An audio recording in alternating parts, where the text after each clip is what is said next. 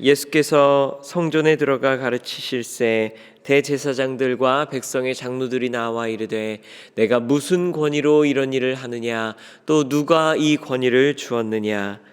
예수께서 대답하시되 나도 한 말을 너희에게 물으리니 너희가 대답하면 나도 무슨 권위로 이런 일을 하는지 이르리라. 요한의 세례가 어디로부터 왔느냐 하늘로부터냐 사람으로부터냐. 그들이 서로 의논하여 이르되 만일 하늘로부터라 하면 어찌하여 그를 믿지 아니하였느냐 할 것이요 만일 하나님부터 하면 모든 사람이 요한을 선지자로 여기니 백성이 무섭다 하여 예수께 대답하여 이르되 우리가 알지 못하노라 하니 예수께서 이르시되 나도 무슨 권위로 이런 일을 하는지 너희에게 이르지 아니하리라. 그러나 너희 생각에는 어떠하냐. 어떤 사람에게 두 아들이 있는데 맏아들에게 가서 이르되 예 오늘 포도원에 가서 일하라 하니 대답하여 이르되 아버지 가겠나이다 하더니 가지 아니하고 둘째 아들에게 가서 또 그와 같이 말하니 대답하여 이르되 실소이다 하였다가 그 후에 뉘우치고 갔으니 그 둘 중에 누가 아버지의 뜻대로 하였느냐. 이르되 둘째 아들이니이다. 예수께서 그들에게 이르시되 내가 진실로 너희에게 이르노니 세리들과 창녀들이 너희보다 먼저 하나님의 나라에 들어가리라. 함께 읽겠습니다. 요한이 의의 도로 너희에게 왔거늘 너희는 그를 믿지 아니하였으되 세리와 창녀는 믿었으며 너희는 이것을 보고도 끝내 뉘우쳐 믿지 아니하였도다. 아멘. 바다가 내려다 보이는 산 중턱에 멋지게 지어진 집이 서 있습니다. 성공한 건축하였던 어떤 사람이 오랫동안 공을 들여서 지은 집입니다. 그런데 집주인이 어디론가 멀리 여행을 떠나기로 했습니다. 이 아끼는 집을 그냥 비워둘 수는 없어서 친구들에게 부탁을 합니다. 자기가 없는 동안 집을 마음껏 사용해도 좋으니 잘 관리해달라고 그렇게 부탁합니다. 친구들은 그러기로 흔쾌히 동의합니다. 눈부신 바다의 풍경과 또 시원한 바람의 기분을 마다할 할 이유가 없었습니다.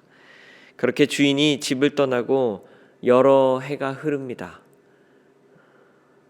주인은 돌아오지 않고 친구들은 그동안 마음껏 휴가를 보내고 또 모임도 열면서 즐거운 시간을 가졌습니다. 주인이 언제 돌아올지 모르니 집 관리는 잘 하면서요. 그러다 시간이 흘러 친구들은 세상을 떠났고 그 자녀들이 그 집을 관리하게 됩니다. 그렇게 몇 세대가 흘러 이제는 마치 친구들의 후손들이 그 집의 원래 주인들인 것처럼 느껴지게 됩니다. 하지만 그 집을 사용하는 사람들은 잘 알고 있죠. 그 집의 주인은 따로 있다는 사실을. 그러다 언제부터인가 원래 주인의 상속자를 자처하는 낯선 사람들이 찾아오기 시작했습니다. 물론 가짜라는 사실이 곧 들통이 나서 쫓아내기는 했지만 관리인들은 불안해지기 시작합니다. 진짜 상속자가 나타나서 이제라도 자기들이 공짜로 누려왔던 특권을 빼앗길까 조바심이 났던 것입니다. 사실 생각해보면 빼앗기는 게 아니라 원래 주인이 자기 물건을 찾아가는 것인데도 말입니다. 누군가 지어낸 이 이야기는 오늘 우리 함께 읽은 마태복음 21장을 우리 신앙인의 삶을 이해하는 데 도움을 줍니다. 유대인의 자부심인 예루살렘의 성전이 우뚝 서 있는 그 언덕에 변방 시골 갈릴리에서 온 한 청년이 나타납니다. 그 청년의 이름은 예수. 그는 성전에 들어와서 마치 자기 집에 들어온 것처럼 행동합니다. 예루살렘 성전은 하나님을 모시는 거룩한 성전이었는데 예수라는 청년이 와서 자기가 하나님의 아들이라는 말을 하고 다닙니다. 그러다 하루는 성전 마당에서 허락을 받고 장사하던 사람들이 있었는데 이 청년이 그 장사하던 좌판들을 뒤집어 엎고 또 패대기 치면서 이렇게 말합니다. 내 집은 기도하는 집이라고요. 너희가 그런데 강도의 소굴을 만들어 버렸다고 말입니다. 만약 제가 파라무스 몰에 갑자기 가가지고 허락받고 이렇게 다 사업하시는 분들한테 내 집은 기도하는 집인데 막 하면서 다 이 강도의 소굴이라고 나가라고 하면 어떻게 될까요? 경비업체나 경찰이 와서 끌고 나가겠죠. 그런데 예수님은 달랐습니다. 당시 성전을 지키던 병력을 보낸 것이 아니라 소위 성전의 주인 행세를 하던 이들이 직접 찾아옵니다. 왜 그랬을까요? 혹시나 이 사람이 진짜 주인일까 싶어서, 또 우리가 주인 행세하던 이곳을 이제 빼앗기게 될까 불안해서였습니다. 여러분, 우리가 느끼는 많은 불안 중에 그리고 우리가 느끼는 많은 박탈감과 상실감 중에 많은 경우 사실 내게 아닌 것을 주인 행세하다가 빼앗기게 될까 싶을 때 느끼는 것입니다. 23절 말씀입니다.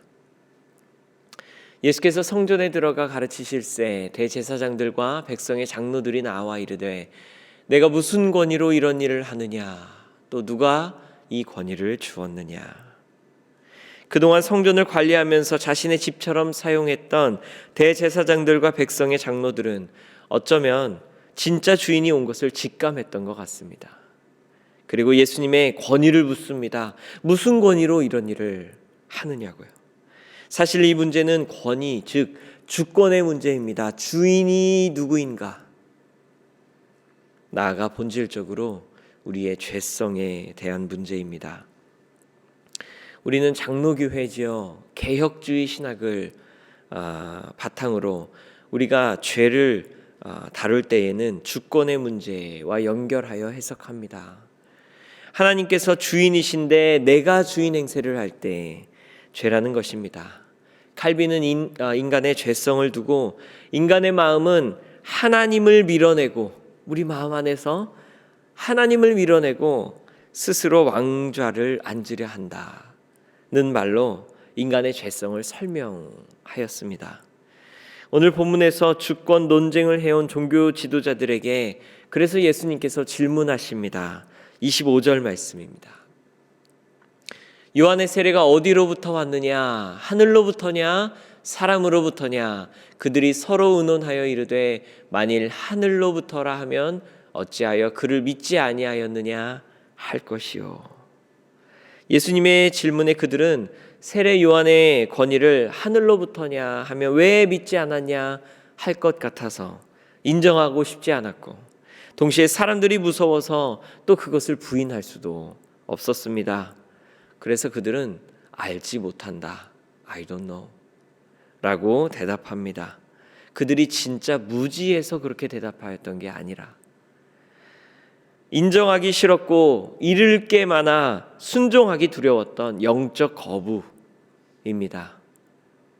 이것이 우리의 현 주소가 아닌가 돌아보게 됩니다. 예수님께서 성전에 찾아오셨듯 우리 삶에 들어오신다면 우리는 어떻게 반응하게 될까요? 제가 파라무스몰의 주인 행세를 하는 것처럼 애시당초 말이 안 되는 내용 앞에서 사실 우리는 하나님의 주권을 인정하기 쉽습니다. 이 땅을 뒤덮고 있는 전쟁과 갈등의 거대한 문제 앞에서 우리는 하나님께서 전쟁의 주인이십니다. 이 땅은 하나님의 것입니다. 하나님께서 통치하시고 당신의 주권을 이 땅에 보여주시옵소서 라고 인정하며 내어드리기가 어렵지 않습니다. 그러나 오랜 세월 하나님께서 나에게 관리하도록 맡겨주셔서 어느샌가 내 것이 된 듯한 부분들을 하나님께서 찾아오시면 상황이 달라집니다. 우리의 시간이 그렇습니다.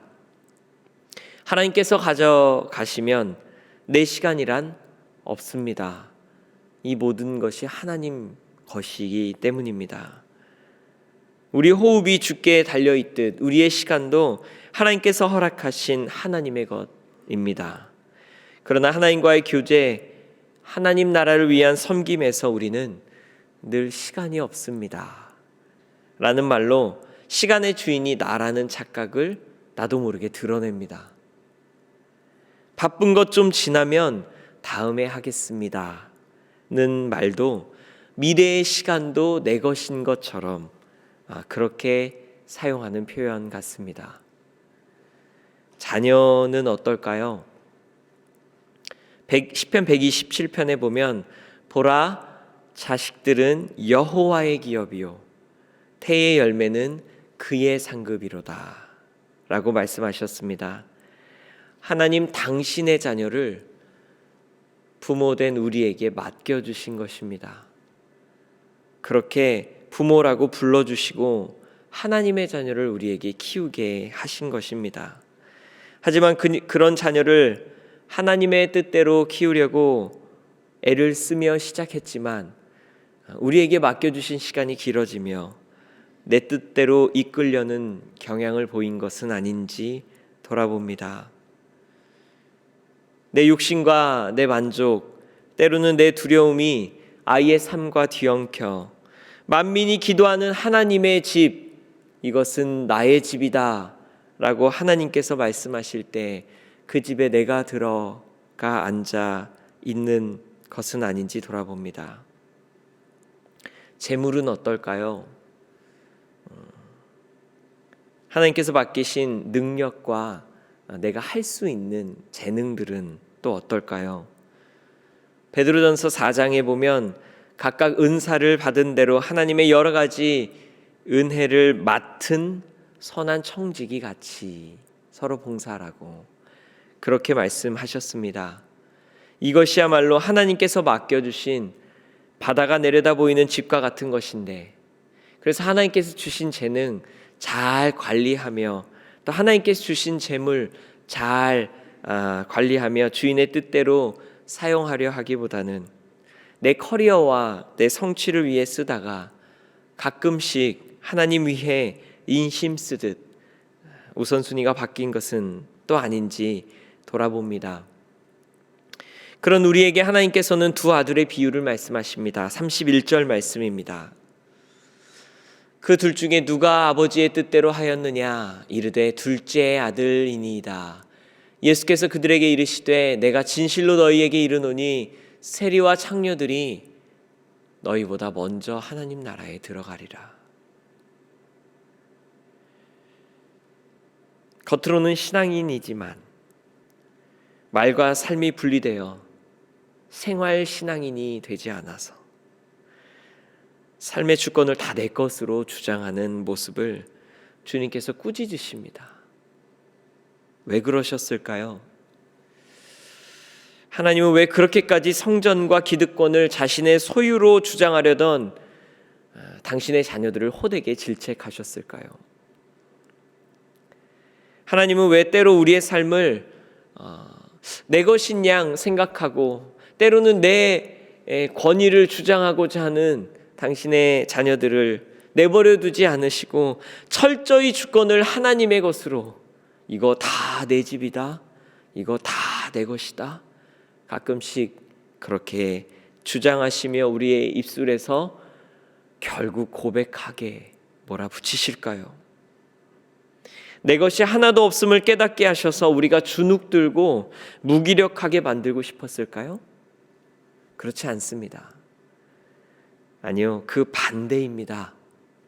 내 시간도, 내 호흡도, 내 재물도, 내 건강도, 내 자녀도, 내 재능조차도 철저히 다 내 것이 아님을 느낄 때에야 비로소, 그렇게 고백하며 내 마음을 내려놓고 비워질 때에야 비로소 우리의 삶에 깊숙이 하나님이 경험되기 시작되기 때문입니다.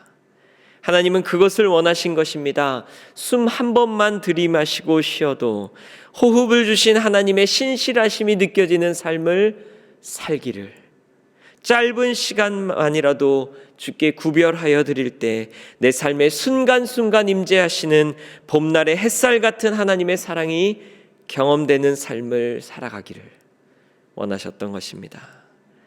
다 내 것인 것 같아서 조금씩 사라지는 것들에 상실감을 느끼고 우리의 마음 가운데 오히려 두려움과 불안에 사로잡히는 것이 아니라 순간순간 하나님께서 주신 것을 기뻐하며 감사하는, 그래서 우리 함께 찬송하였듯이 의지하고 주를 따라가는 일이, 찬송하며 따라가는 길이 오직 주 안에서 기뻐하는 길임을 깨닫기를 원하셨던 것입니다.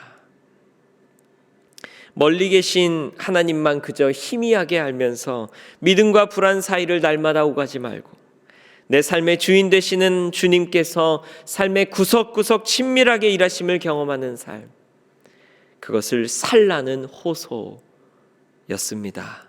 내 집은 기도하는 집이니 강도의 소굴을 만들지 말라는 꾸짖음을 어쩌면 내가 주인된 삶의 영역들에 지금 하나님께서 외치고 계실 것입니다. 너의 삶은 내 집이다. 내 집은 하나님의 영광을 경험하는 곳이다. 그렇게 너의 삶이 하나님의 성전되어 그리스도와 연합한 삶을 살아가자. 꾸짖으셨던 게 아니라 강하게 초청하신 것입니다. 말씀을 마칩니다. 예수님 앞에서 성전의 주권을 주장하던 제사장들의 불안과 두려움은 어쩌면 이곳이 내 집이다 말씀하시는 하나님 앞에서 내 손을 놓지 못하고 있는 나의 삶일지도 모릅니다. 여전히 나의 분투와 번민이 있는 그 영역, 여러분 우리가 오늘 돌아볼 때에 그리고 하나님께 맡겨 드리실 수 있기를 바랍니다. 이를 깨달은 바울이 했던 말처럼 내가 살아도 주를 위하여 죽어도 주를 위하여, 오늘 그렇게 살아보십시다. 스치는 바람도 따뜻한 햇살도 작은 우리 삶도 모두 주의 집이 되어 충만한 영광을 누릴 때 그리스도와 깊은 교제 나누게 되시기를 축원합니다.